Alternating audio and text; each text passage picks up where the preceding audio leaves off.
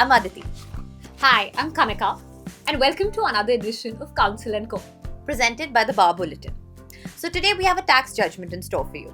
And before you decide to cancel us, don't worry, we're going to ease you into it. Think tax for dummies. I'm the dummy in this case, and we shall be referring to Aditi as the authority.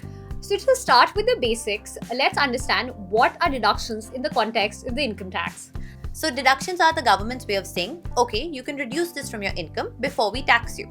So in a way, it's a reduction in your taxable income, which means you pay less tax. Sounds like a win-win for me. But who verifies whether your deductions are legit? The tax detective, the assessing officer, of course. Right, so an assessing officer essentially looks at three things. Firstly, whether your income is reported correctly. Secondly, whether your deductions are legit. And most importantly, whether the supporting documents are the figment of your CA's active imagination. So if your books are not in order, your first fight is with the assessing officer. If you're aggrieved by that assessment order, then you challenge it before the Commissioner of Income Tax, which are the CIT appeals. If you're still not happy, you approach the ITAT, which is the Income Tax Appellate Tribunal or the final fact-finding authority. And in case you still lose, please change your lawyer, maybe contact us and come to the High Court. And last but not least, when all else fails, there's always good old essay. So hopefully that was a good enough brief into taxation laws for you. And now we'll begin by discussing the next judgment, which is NCDC versus Assistant Commissioner of Income Tax.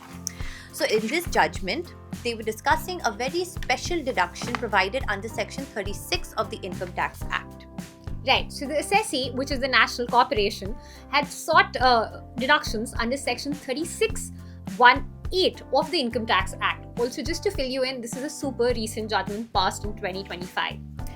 So, Section 36(1)(8) of the Act isn't like your regular deduction of expenses. It's a very nuanced and construed strictly provision where a special deduction is available to financial corporations engaged in long-term financing. So, as I said, the provision is construed strictly and requires the profit to be derived directly from long-term financing. These two were the key words which were discussed in the Supreme Court's judgment later. Right. So the AO basically held that while the assessee was in the business of financing, not all its income receipts could be proved to have been profits derived from long-term financing. Surprise, surprise, the AO disallowed the deductions and this was upheld by the appellate authorities.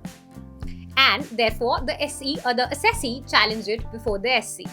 So Supreme Court did dismiss the assessee's appeal by holding that Section 36(1) is a very special deduction incentive meant only for profits earned from long-term financing.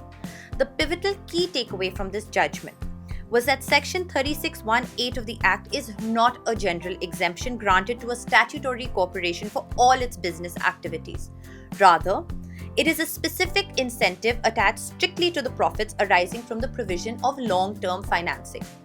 So the legislature, in its wisdom, explicitly excluded ancillary, incidental, or second-degree sources of income.